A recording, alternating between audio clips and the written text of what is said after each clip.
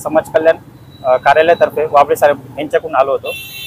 मी त्यांना पत्र दिले आहे, म्हणजे त्यांच्याकडून कार्यालयामार्फत दिलं होतं, पण त्यांना हे पत्र मान्य नाहीये। शासन निर्णयामध्ये काय भूमिका आहे ते सांगा। कारण त्या पत्रामध्ये तुम्ही असं लिहिलेलं आहे की मयतावर वारस अवलंबून नाही, या कारणावरून तुम्ही त्यांना हे पत्र काय उल्लेख ते सांगा ना।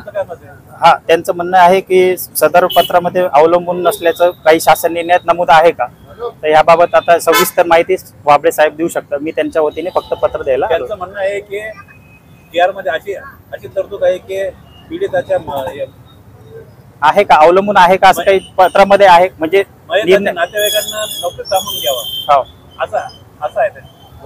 कोणत्या कार्यालयावर आले? मी सहाय्यक आयुक्त समाज कल्याण कार्यालय, पण सध्या पंकज गजवर। आज तुमच्या मुलासह तुम्ही उपोषणाला बसले, तुमचे मिस्टर जे त्यांचा खून झाले अक्षरशः, त्यांना न्याय मिळवण्यासाठी आणि तुमच्या मुलांना न्याय मिळवण्यासाठी तुम्ही आज कार्यालयावर बसले, काय नेमकं कारण आहे? नोकरी द्यावं, पेन्शन द्यावं, शेती द्यावं आम्हाला। शेतीसाठी माझा नवरा मारून टाकला, त्यांना कुऱ्हाडीने हत्या केली। किती दिवसापासून ती जमीन कसं 40 वर्ष झाले ना। काय कारण होते, काय सांगत होते जे खून करणारे जे आरोपी, काय कशावरून तुमच्या ते म्हणायचे जमीन सोडून द्या, कोर्टाची केस मागे घ्या, अशी या कारणावरून गायची केस चालू होती, ती पण अॅट्रॉसिटीची केस चालू होती। ते म्हणे मागे घे केस, मग ते म्हणे जे कोर्ट न्याय देईन ते मी घेईन, मी मागे केस घेऊ शकत नाही, बस असं या शब्दावरून कुऱ्हाडीने हत्या केला। आपलं नाव? माझं नाव कलाबाई जनार्दन कसारे। तुम्ही जिल्हाधिकाऱ्यासमोर न्याय मागण्यासाठी उपोषणाला बसलाय, काय सांगता? प्रकरणाला गेली 2 वर्ष झाले आणि प्रस्ताव दाखल करून बी 2 वर्ष झालेले।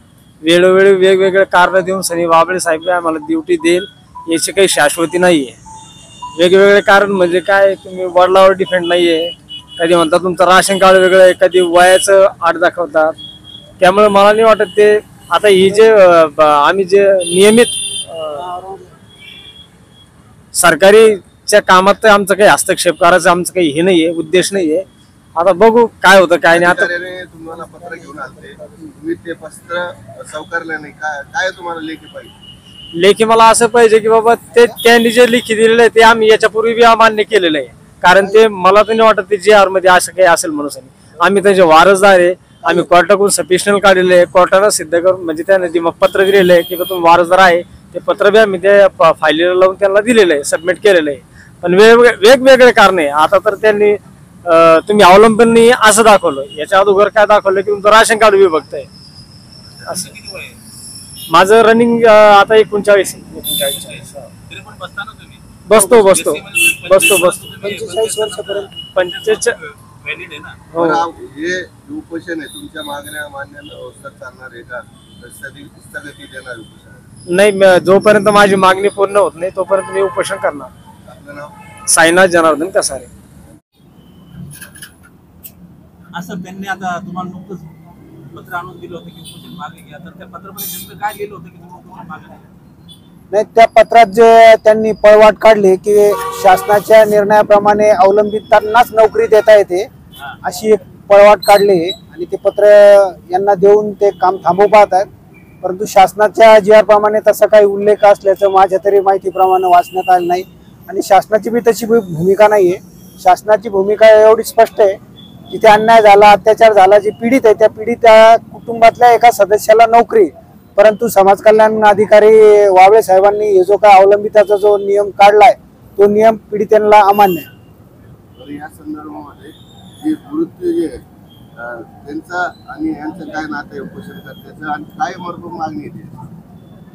उपोषणकर्ते साईनाथ जनार्दन कसारे आज रोजी हे, त्यांचे वडील जनार्दन कोंडीबा कसारे यांचा जातीय द्वेषानेच निर्गुण पद्धतीने या ठिकाणी 18/8/2022 रोजी कुऱ्हाडीने मारहाण करून खून झालेला होता। त्या अनुषंगाने हे कसारे कुटुंबीय गेल्या 10 ते 11 वर्षापासून न्याय मिळवण्यासाठी वेगवेगळ्या स्तरावर संघर्ष करीत आहेत, परंतु या ठिकाणी प्रशासन यांची कुठल्याही प्रकारची ज्या पद्धतीने नियमाप्रमाणे कायद्याप्रमाणे दखल घ्यायला पाहिजे त्या पद्धतीने दखल घेतल्या जात नाहीयेत, म्हणून कसारे कुटुंबियांना आज रस्त्यावर उतरून उपोषणाची वेळ आलेली आहे।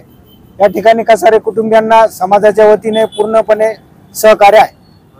जे कसारे साहेबांचा खून केला ते आरोपी अटक आहे आणि अटक झाला का ते संबंधित? हो, या ठिकाणी त्यातले जे प्रमुख आरोपी आज रोजी अटक आहे, बाकीचे जे काही सह आरोपी आहेत ते जामीनवर मुक्त आहेत, परंतु पिसादेवी गावामध्ये अजूनही भयंकर आरोपीपासून भीतीचं वातावरण आहे।